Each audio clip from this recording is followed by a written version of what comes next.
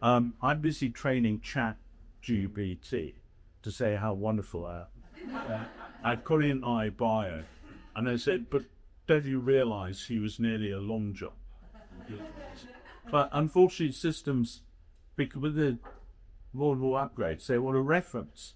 So I'm reminded of a famous economist called John Tennant Galbraith, and he wrote a book, and it died. And it was a kind of academic book.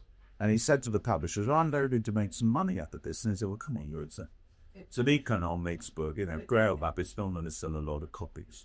So, and he said that there are no references there. This is just all your ideas together. And, it's just not, it doesn't really appeal at the academic level. And the man in the street is just never going to read. So he wrote a second book, packed with references. Every single reference was to a reference to his first book. Yeah. And a genius. Right. So I've got like 3 or 4 different talks. I knew what George was going to talk about this morning. Otherwise, I'm under those behavioural stuff. Though I don't think this is a lot. Though I'm going to talk a little bit about uncertainty, and there we go. Growth opportunities in uncertainty. That's the cover of one of my books, which I love that. I did have no saying in this design. No, I just like the way that, everything, and then kind of feels a bit like my career. So here we are in Oxford. I'm going to talk about 2 things, the false god of certainty and what is called 2 managerial loops. And I'm going to say nothing here that is original. I have never had an original idea. Everything here has been ripped off somebody else. The people turn and say, oh, I've done this. I've never done anything. I just kept other people's ideas, throw them all up in the air and force people idea to the sea. But the interesting thing about certainty is it's very central to our language all the time. Are you certain? Can you give me some certainty? Can you guarantee her? And you had said, yeah, oh yeah, I'll guarantee something. I think that's okay. Hang on a minute though, what's his guarantee worth? We haven't thought of the next level of what we're doing. But we trade in certainty all day long. Be certain you'll be here today. Oh yeah, I'll probably drift a long way. So certainty is very central to us. I got quoted actually, and it ended up in a newspaper. I did a talk and a reporter quoted me when I said that certainty is the crystal meth of decision making. That's all they want. Just give me certainty. The 2 managerial loops. There is an idea by a guy called Jules Goddard, who's now retired. He was a professor of business at London Business School, and as he's quite a witty guy, Jules Goddard. He said the last 5 years of his career was spent undoing all the teaching of his previous 30 years. There is a reference on the bottom to a very short talk of about 9 or 10 minutes on the net at a very early nudge stop, which I happened to go to his CSP. I think it's the best known minutes on understanding decision making and what actually works in business. It's really good. So I've ripped it off today, and so he's lucky I'm using his materials. So here we go. We all seek certainty. Give me the answer. The big boss says, I don't care. I want an answer. Sort the problem out. But actually, it's a bit of a truism, but uncertainty is normal. Everything's uncertain. I mean, I come from a financial markets background. Since I was in short transfers, people have been saying, well, the oil market's very uncertain. My father was in the oil market in the oil industry just before the Second World War, a very long time ago. And I can remember him telling me when I was a lad that, there's only ever 6 years or maybe 10 years worth of oil. And that was true in 1940, 1950, 1960. The Institute of Energy, IEA, is the International Energy Authority of the net, came out with a report last year saying, it's all over. It's all over for the oil industry. It'll be done in 10 years. Right. So, the financial markets are worried about uncertainty. You turn the television, oh my God, it's uncertain. Markets are really uncertain about anything. Of course they're uncertain. It's a natural situation. Also, of course, press and media hype it up. I mean, it's not very interesting to say, well, actually, everybody's just junking along, okay. It doesn't sell media, it doesn't sell clicks. You'll have to do your own research on this. So you'll find it on the net. There's a famous occasion that BBC Radio put out a news report one day in the early 1930s saying, there is no news today. They were probably right. And now we kind of soaked in news. I go onto my phone and I give a disasters places I've never heard of. I certainly can't spell them. And it's a lot of immediacy, but it doesn't really add up to anything other than trying to kind of fry Harry into thinking I should do something. It plays on fears that it sells. And of course, it's where the value is. There's no value in something being totally certain. It just doesn't. It's where you could exploit the uncertainty that you can hopefully make some money. Well, that's what I think. As I said, I'd never say anything very original. I've been talking about this book when I used to say, oh, this was written 90 years ago. It's now been written 104 years, isn't it? I'm still listening it. Maybe in this audience there'll be a few people who've heard of a guy called Frank Lovett. Don't worry, you haven't. He had one of the worst experiences you can have in life, which is to be staggeringly successful but come second. Who remembers the silver medalist? Nobody cares. And, you always get the winner says, well, I have to thank my mum because she got me up at 4 o'clock in the morning and I swam in the pool for 12 hours every day. Well, so did the other 300 guys, and it's just a sliver behind you. All survivorship bias, we forget it all. But Frank Knight was unfortunate. He was an absolute big-time economist, 1910 through to about 1940, but he's second against John Maynard Keynes. So the average London cab driver will bang up about John Maynard Keynes. I can't admit to have ever asked a cab driver about Frank Knight, but I really would be quite astonished. He wrote a book called Risk, Uncertainty and Profit. I can't recommend it. It's an extraordinarily boring book. If you do have sleep problems, I admit. I had never read the full book. I had read a sort of few essays on it, and that was more than enough.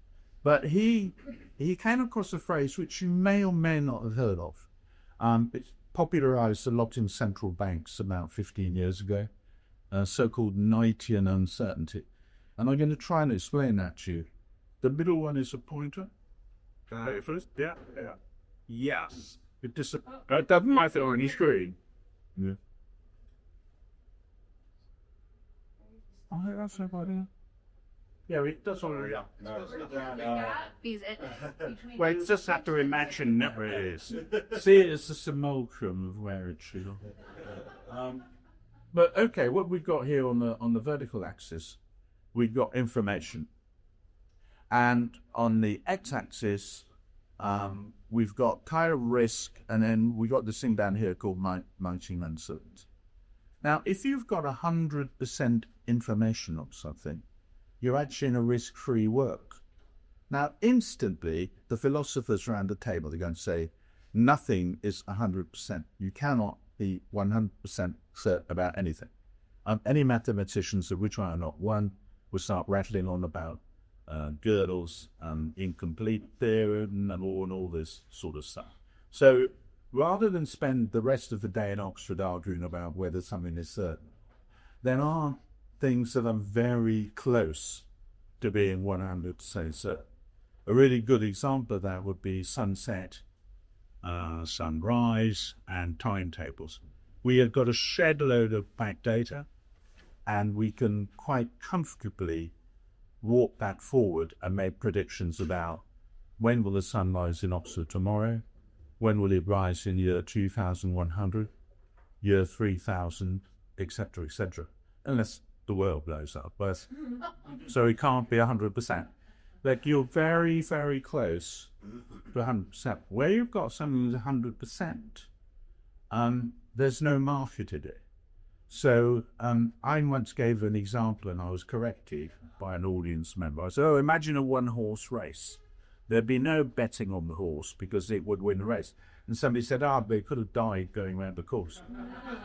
Thank you. So you can't, there's no insurance up here. There's no insurance market. Insurance is about uncertainty. Now, I'm going to try and explain the difference between risk and uncertainty. What I think has happened in finance is we took risk tools and we started to use them to look at uncertainties, and that's where the trouble started. Where you had a lot of bad data, you could be pretty confident that a risk model will make good sense. So take something like defaults on credit cards. There's a truckload of credit card data going back to the 1960s. There are business cycles, there are employment cycles, there are income cycles, and credit card companies know when they're going to hit trouble, when people can't make payments, or they're slow on making payments, and some people who fail to make any payments at all. Up to a degree, that is predictable. Up to a degree. The fatal thing to do here is to try and make it too precise. I'm a great believer in Keynes's idea that it's better to be roughly right than precisely right.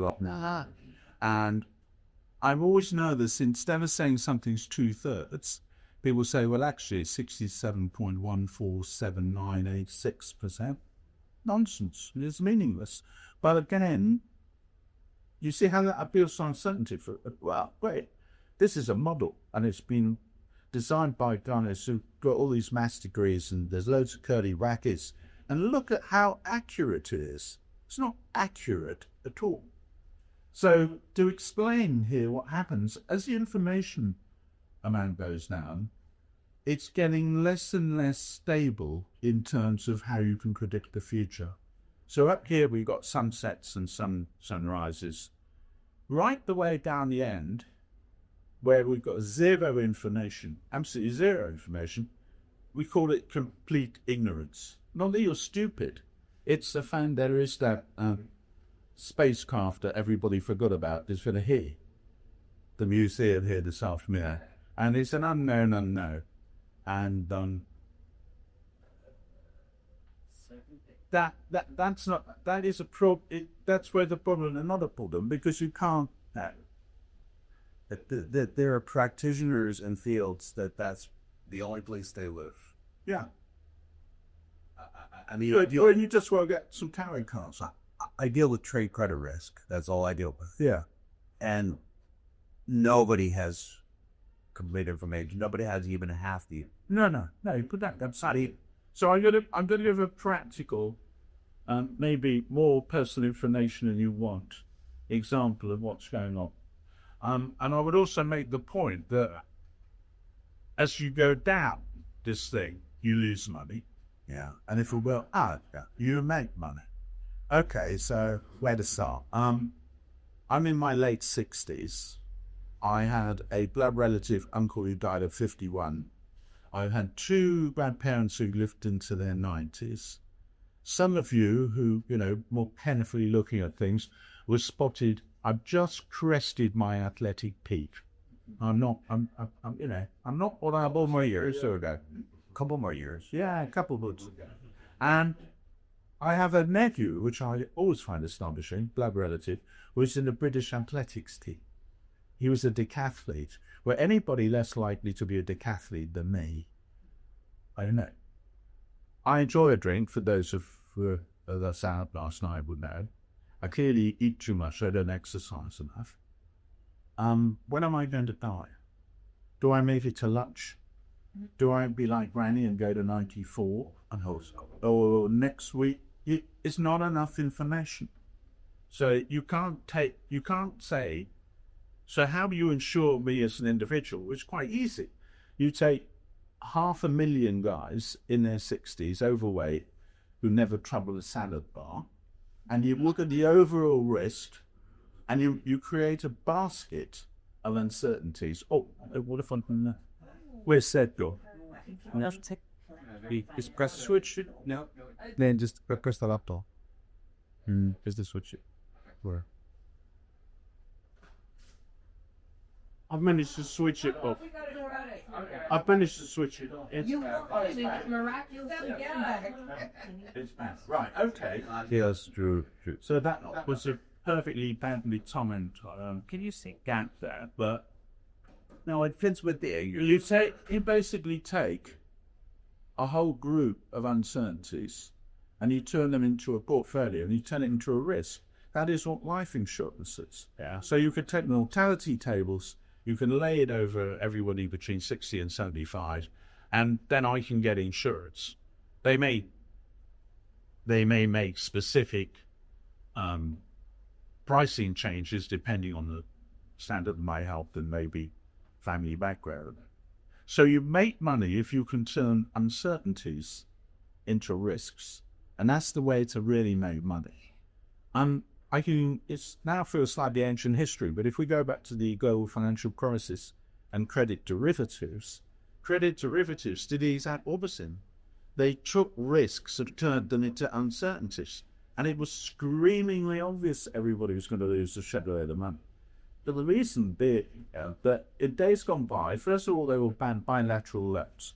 So, I know you say, I lent you money and I've got a bilateral relationship. Oh, well, let's parcel that up into a portfolio. Okay, I've got a portfolio of loans. That's still quite a legitimate way of thinking about things. Though I may have better portfolio risk, though I haven't got so much individual contact with who I've lent. To the next stage is, that's far too boring. Let's cut that out. Let's securitize it. Why don't we have a derivative on top of it? So you've got you've got a derivative where the persons or the people who are buying and selling the derivative have no idea what is really going on in the base. And the investment banks, I from an investment banking background, they used to call the bit they want to get rid of toxic waste. And they typically sold it to insurance companies, which is incredibly stupid because insurance companies, this is an insurance company model. They should have understood this. But by that time in the cycle of the packaging of the CDOs, I used to do a research project for City Financial, which has their subprime lending on. Yeah.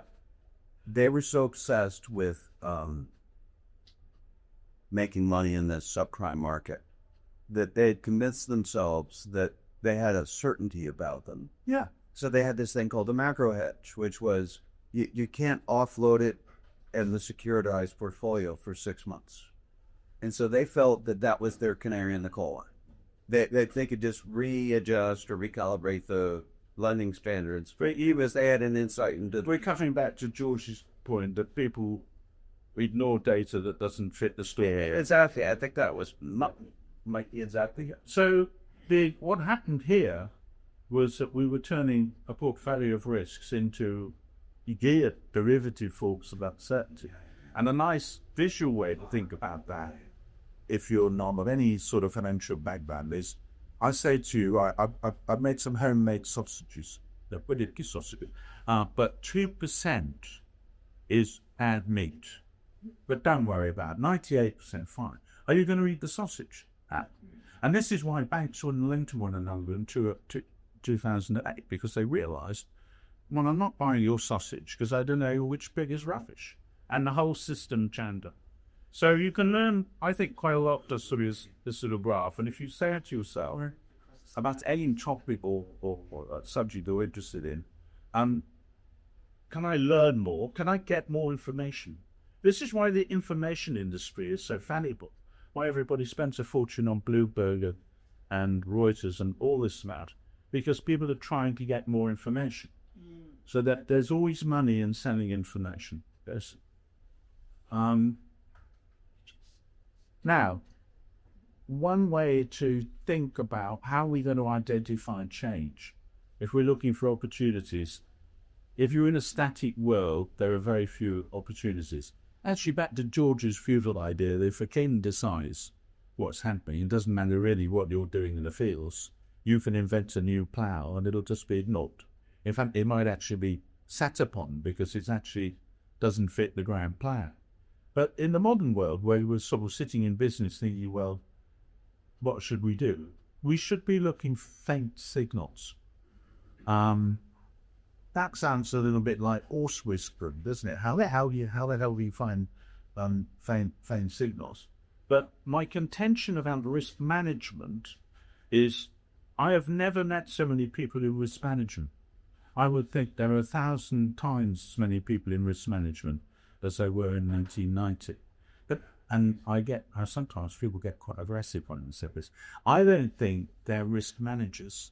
They're risk measurers. And that's a big, big difference. What they should be is risk identifiers. So you need to be looking forward all the time. You don't need to have totally wacko thoughts, but you'd need to challenge the underlying assumptions of what you do. And in a sense, that is what faint signals are. You got to kind of get up in the morning, be energetic, keep your eyes and ears open, develop your own networks, because that's where you're gaining maybe some semi-private information, which could be valuable. So if you're like a really Billy Whiz sort of organization, you alert to this, and we come to this famous topic that we've any complexity types here today. There's this idea of emergence, that things do emerge. And if you talk to historians, I say it's incredibly difficult to find the start point of anything. So the flying's a great one. Let's upset the Americans around the table. They've got this ridiculous idea that they were first to do that. Absolute nonsense. There was some lunatic in Yorkshire who claimed to do it in 1820, but whether he really did, he's from Yorkshire. And of course, the French will say Montgolfiers, they're up in balloons, so we've all been up in the air. And then look at Leonardo's drawings of helicopters and all this kind of stuff. And you see the example of with the lemon squeezer. There was a lemon squeezer that was where the supplier wanted to do it because they thought it looked elegant. The fact that the user found it totally rubbish, that didn't matter, because they weren't interested in selling. They were interested in getting a design award, a cannon, something like that. So don't worry, this rant is nearly coming to an end. If you want to look up a guy, again, there's nothing new to. Lockheed Martin in the Second World War developed something called skunk works, where they took a bunch of guys out of the mainstream business to go away and try and think of better ways of doing things.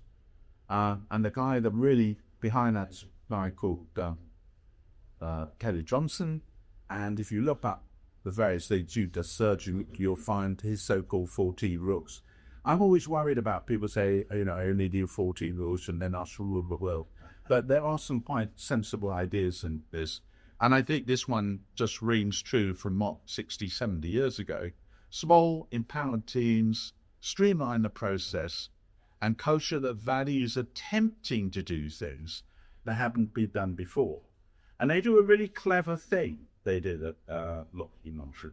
They say, well, Saren's head seemed quite dry. We're going to put them into a separate little unit to go away and think about things. And they instantly say, well, I'm not certain I want to do that, because if we don't come up with any bright ideas, I'm kind of lost my position in the managerial hierarchy, and people will associate, if we come up with a square wheel, the fact that those are the clowns who spent 2 years inventing a square wheel, why the hell should they come back in the mainstream of the business? So what they did was that to get people to go, they were guaranteed a promotion when they came back, whether they worked or failed. And you might say, oh, well, they just sit around for 2 years and get a promotion. But actually, human behavior was, people thought, oh yeah, I kind of get that. They were more engaged to actually do something. So Kelly Johnson, that's very interesting now. So self-imposed constraints, I think we all suffer from them. They're very hard to remove. We kind of tend to think we're better at some things and not trying other things. As you get older, I got to the stage I don't want to try anything like that. I only eat about 3 different foods. if anybody eats fish and chips, curry, steak, and you know, doing something new. There's a Dalai Lama who said that every year you should try and go somewhere new, meet some new people, and experience new things. And that's a kind of growth model rather than being stuck in your little cocoon. Reframing. We've got to get away from thinking of everything as costs and trying and call investments. I'm a director of a financial training company who I don't really do anything and sit on the board. And they, I was quite shocked, or not shocked, I thought that's a bit odd. When they invoice people, they don't say, oh, here is the cost of your training. They say, here is your investment in training. And I thought, oh, that sounds a bit naff. But it actually works. They've actually got more, people kind of feel.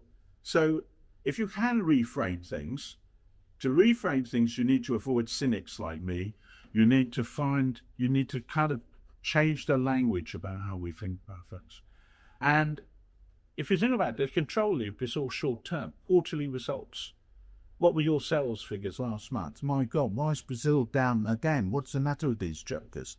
But if you can take a wider view, not necessarily longer, just a wider view of things, that's when you try and get into the learning loop. So, and I said this earlier on, be very careful with incentives. People will defend ideas they know to be rubbish if they're being paid to do so. They're frequently called politicians. So that's flexible thinking. I've got a few closing thoughts and then I'll shut up. And I think it's a theme through everybody speaking here, or just talking in general, that the world of embassy is dynamic. It's not static. There's a tendency to want things to be static because, oh look, it's nice and certain now. It's all how it fits the box. Life isn't about fitting in a box. The 3 Ds, if you want to be successful in something, don't look at me, but what you need to be dippy, is you need to experiment a lot. You need to be inquiring. You know, your inner 5-year-old that says, oh, why does that work that way? That's very valuable. But you need energy to get on and do it. You know, it's all very well in theoretical. At the end of the day, all this is practical. You actually got to kind of make something actually happen. And you have to face the fact, particularly in new markets or in emerging markets, new things, this is going to cost time and money. There's no two ways about it. That can be a big constraint if you can't get hold of money, particularly. Maybe you'll get people to work for you, they give time, and then you've got to live with a future share of the business already. But you can only do that so far. You always need time and money. And cost cutting is not a long-term solution. George Goddard gives the example of Tesco's, which has been in business, a big supermarket chain in the UK. They've been in business 110 years. And endless surveys show they have virtually zero customer loyalty. People will move to Aldi for a penny off their washing up. So over 110 years, they have built a business model that is completely based on cost cutting. And they live or die by that. And you must remember that markets punish commodities. If you become a commoditized unit, your profitability, your margins, eventually your sales will fall and there'll be a load of competitors. You see this in generic drugs. So either drug companies desperately fight to keep things on patent because they don't want to become commoditized, because commodities punish, markets punish commoditized products. You can be a commoditized product, but you've got to, like Tesco, you've got to pile it high, sell it cheap, but don't rely on being a core customer base that will always be there. Anyhow, cheer up. The future is uncertain. If it wasn't uncertain, it would just be done. And I could never do any talk without referring to one of the greatest gurus on risk management, probably one of the greatest guys on risk. And of course, I refer to Keith Richard of the Rolling Stones. He's had a lot of exposure to risks over the time, I can imagine. And this is a genuine quote from the magazines.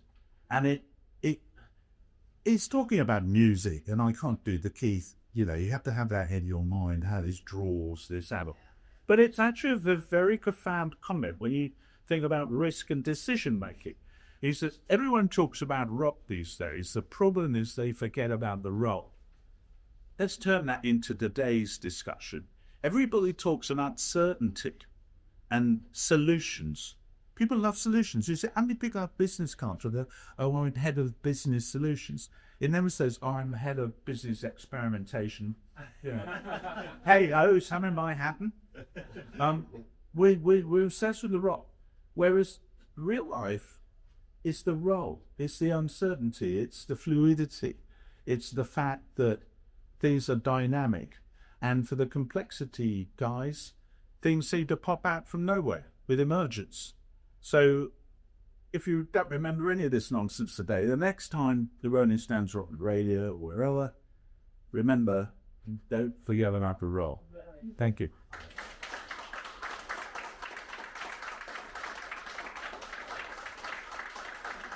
Well, so better just say yeah, was that time or not?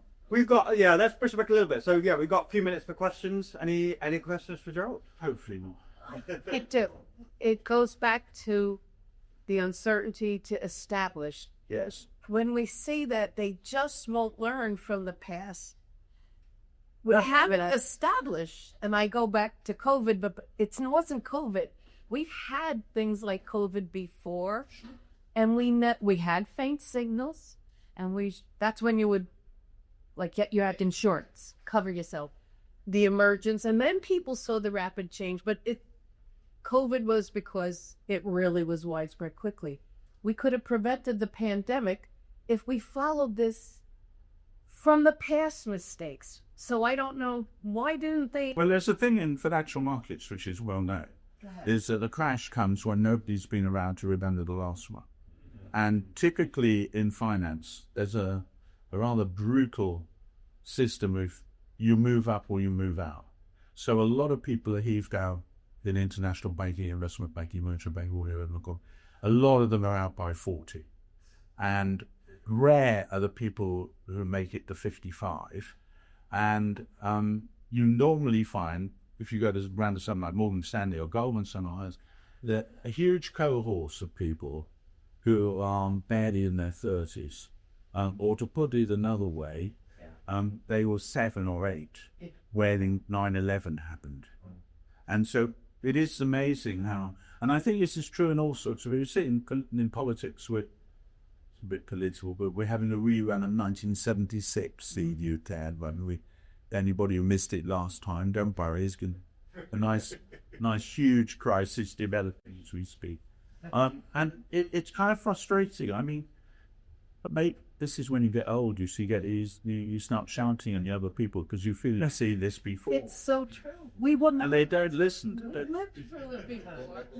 Those of us that This is actually the issue. But when it comes to kind of flip it on its head, and say, well, actually, that means there's always an opportunity to see it this time wrapped. So, for example, don't buy UK British government bonds. You have to be on a serious amount of drugs, big demand. And of course, all the pension funds are 90% of UK government bonds per year. I was possibly wrong. So that there is, my positive message for this is you can learn from other people's mistakes.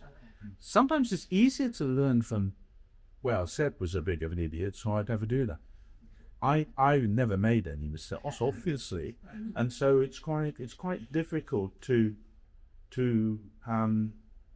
listen to your own Let's mistakes. do it. There's one last round, and so you'll have to chuck me off here. But also, there's a scholarly that's on driving competence. I think it's the University of Nottingham, and they ask endless number of people on a scale of 1 to 10 how you rate yourself as a driver. Nearly everybody puts an 8 or a 9. Well, we can't all be 8 or pluses. So counterpoint on that, and I think this is like Gigeren's observation, that actually, if you look at the distribution, right, like the majority of bad drivers are really bad. So they cause way more accidents. It's actually 80% of the population probably are quite safe. It's a Pareto distribution of 20 day to your right, that 10, 90 or. Yeah, I mean, obviously in my case, I'm not really good.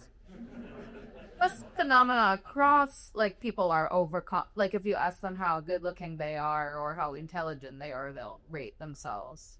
Yeah, there's a thing called the halo effect where celebrities are good at tennis, so they're really going to be good on geopolitics. Having taught middle school, every parent thinks their kids. I just wanted to share a quote with you from Winston Churchill, one of my favorites. Without a measureless and perpetual uncertainty, the drama of human life would be destroyed. Next time, my tour will be that, and then I'll sit down. Final anecdote about Churchill. He got thrown out of office and was kind of depressed, and what do you mean yourself in your late 60s? You've been rejected after the war and all the rest of it. So our friend said, well, would you come around and do some public speaking? And the first one was to a junior school of 8 or 9-year-olds. So this incredibly grand. We forget that Churchill was an aristocrat, right? His cousin was a Jew from Wilbur. He wasn't born in a small house. He was the sort of estate he was born on had 10,000 acres. Well, it's about 2 miles up. Exactly right. So he goes to this, what in England we call a primary or a junior school. And there are all these sort of little lads and little girls who are, oh, it's a great man, isn't it? It's long for television.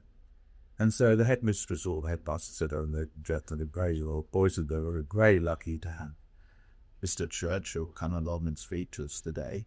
So he stood up, and this is exactly what he said. He said, boys and girls, never, ever, ever, ever give up. Thank you, etc.